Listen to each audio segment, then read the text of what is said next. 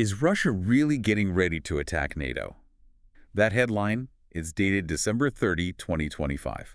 And it's not some hypothetical. It reflects the intense kinetic reality on Europe's eastern flank right now. We are at a pivotal moment. If you're looking to cut through the noise and understand the hard facts and why the defense of Ukraine is now so directly informing the defense of Europe, you need to be with us. Subscribe to Defense Reports. It's your go-to source for timely, in-depth military and defense reports. I'm Alex. Join me with Arya for the latest deep dive by Defense Report. We do sharp, no-nonsense breakdowns of global defense news, military tech, and strategic developments. And today we're going to cover the critical new threat assessments coming out of European intelligence. We're also going to look at the, frankly, chilling deployment of Russia's newest hyperfast missiles to Belarus. And show you exactly how Europe is scrambling to defend itself. And our mission for you, the listener, is really clear. We want to synthesize the latest military calculus at the close of 2025. We'll show you what this new, accelerated timeline for a potential confrontation looks like, and, more importantly, how Europe is hardening its defenses, using every single hard-won lesson from the battlefield in Ukraine. Okay, so let's just jump right in. The urgency here is the real story. How dramatically has this threat timeline shifted, say, in the last year? What's driving this? The shift is, it's staggering. Staggering, how so? For most of 2024, the baseline from intelligence agencies like Germany's was that Russia could attack NATO by 2029. Right, so a few years out, a bit of breathing room. Exactly. It gave the alliance a few years to ramp up. But our sources are confirming that Kirill Budanov, the head of Ukraine's defense intelligence, warned this month, December 2025, that Russia's plan has massively accelerated. And what does accelerated mean? It means that potential window has been pushed up from 2030 to as early as 2027. Wow, so that's 2, maybe 3 years just shaved off the timeline? We're talking about condensing years of preparation into just a few months. That big of a change demands an explanation. Is this just Moscow being opportunistic? Or do they see this bigger conflict as inevitable? It seems to be the latter. It comes from an ideological place. Russian military thinkers, they're not framing the war in Ukraine as a regional conflict anymore. What are they calling it? An existential struggle, a struggle against U.S. and Western dominance. They openly argue that the West's goal is the elimination of Russia's statehood. When you frame it like that, preparing for a wider war becomes the only logical step. It becomes a non-negotiable priority, regardless of the cost. And we can see that mindset reflected in their actual military structure. We have to talk about that big reorganization in 2024. It was a huge tell. A massive one. They formally disbanded the Western Military District, the WMD, in February 2024. And that was a huge area of responsibility. Right. It was unwieldy. It stretched from the Arctic all the way down to Ukraine. So in its place, they created the Leningrad Military District, the LMD. And its focus is much narrower. Precisely. Its mission is to secure the northern flank, specifically after Finland and Sweden join NATO. It lets them focus resources right on that new border, bringing in the 6th Combined Arms Army and, critically, the 11th Army Corps in Kaliningrad. So it's a structural pivot aimed squarely at the alliance. Without a doubt. Okay, the structural changes make the intent clear. But what gives this threat immediate teeth? It'd have to be the firepower they're deploying. Let's talk about the Oreshnik missile system. Yes. This is what changes the strategic calculus on the ground. How so? The Oreshnik is maybe the sharpest edge of this new threat because of its speed and its unprecedented payload. It's an IRBM, right? An intermediate-range ballistic missile. It is. And its reported speed exceeds Mach 10. Mach 10. To put that in perspective for you. That's over 12,300 kilometers per hour. But the speed is one thing. The technical innovation that really has Western planners worried is the payload. Right, the MIRV capability. That was something previously reserved for nuclear weapons. Exactly. What's so new here is that Oreshnik carries a multiple independently targetable re-entry vehicle, a MIRV, but it's equipped with 6 conventional warheads. So 1 missile, 6 targets. Think about the implications of that. Instead of defending against one incoming projectile, defenses now have to track and intercept 6 separate warheads at the same time. It just overwhelms existing systems. And the warning signals are not just in the tech, but where they're putting it. The signals are undeniable. Putin said Oreshnik would be on combat duty by the end of 2025. It already had its combat debut in November 2024 in Dnipro. So they've proven it works. They have, but the real strategic escalation is the confirmed deployment of mobile Oreshnik launchers in eastern Belarus just this past December, Right next door to NATO. which reduces the early warning time for capitals like Warsaw, Vilnius, and Riga to mere minutes. Okay, so you have hyperfast missiles as the conventional threat.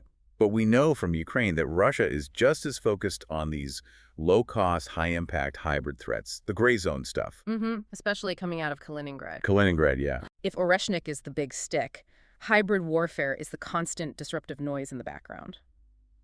Kaliningrad has now solidified its position as the most persistent GNSS interference zone in the Baltics. So GPS jamming. Constant GPS jamming. It's designed to create confusion, to erode trust in systems, all without firing a shot. Can you give us a concrete example of how that jamming actually affects people? Oh, it's not just localized. In October 2024, we saw this intense jamming traced to mobile vessels in international waters. They were hitting the economic zones of Poland, Lithuania, and Sweden. And this jamming is powerful. Powerful enough to disrupt aircraft flying at 36,000 feet. It forced civilian planes using modern navigation to revert to older, slower, ground-based systems. It's a cheap way to expose a huge vulnerability. And this threat isn't just in the airwaves, we're also seeing deep-sea sabotage. Right, and that's where the threat becomes almost invisible. Kaliningrad hosts units of GUGI, that's the main directorate of deep-sea research. And they have the tools for this. They do. They operate the SS-750 rescue ship, which can deploy mini-submarines designed to target seabed infrastructure. And this isn't just a theoretical threat. Not at all. We saw the cutting of the Finland-Estonia electricity cable in December 2024. And just before that, in November, 2 fiber optic cables in the Baltic Sea were cut. So they're targeting the very energy and data links that connect Europe. Exactly. It's strategic vulnerability creation 101. So we've laid out the threats. Deep-sea sabotage, constant jamming, and this massive risk from Oreshnik. What's fascinating is that Europe seems to be learning directly from Ukraine's pain and mobilizing to counter this entire spectrum of threats. Yes, the European response is becoming very sophisticated, very adaptive. It's a mix of high-end strategic defense and low-cost tactical counters. Let's start with the high end, the missile shield. Okay, so we saw Germany officially commission the Arrow 3 system. It went operational on December 3rd, 2025, as a centerpiece of the European Sky Shield initiative. And the Arrow 3 is so important because of its unique capability, right? It's an exo-atmospheric interceptor. Meaning it kills the missile outside the atmosphere, in space. That's right, at altitudes over 100 kilometers. And that is vital because by hitting the threat that early, it provides the maximum possible protection for a huge area. It's a strategic shield, not just for Germany, but for those logistical corridors running into the Baltics. The very routes needed for reinforcements. The very same. Okay, now let's go to the other end of the spectrum.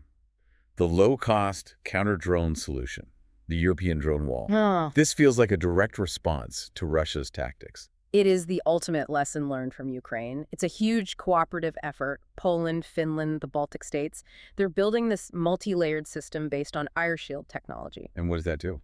It integrates everything, radar, cameras, radio detectors, and AI to automate the decision to jam, block, or intercept an incoming drone. The key advantage here has to be the economics of it all. Precisely. It's about cost efficiency. The cost per use for this system is in the tens of thousands of euros. Compared to millions for a traditional missile. You can't win a volume war that way. You can't shoot down a cheap drone with a multi-million-dollar missile. Europe is rapidly adopting the Ukrainian model. Electronic countermeasures, interceptor drones, even special shotgun-like rounds for rifles. They are adapting tactically. And then there are the physical fortifications. Poland seems to be leading the charge there. Yes, Poland is running the massive $2 billion Eastern Shield project. It's anti-drone tech combined with actual physical fortifications on its borders with Belarus and Kaliningrad. And it's more than just walls. Much more. They're building specialized logistics hubs in every single border town to pre-position equipment. The goal is to be able to block the border in a matter of hours if a crisis hits. And Poland's overall commitment is just massive. They're spending nearly 4.7% of their GDP on defense.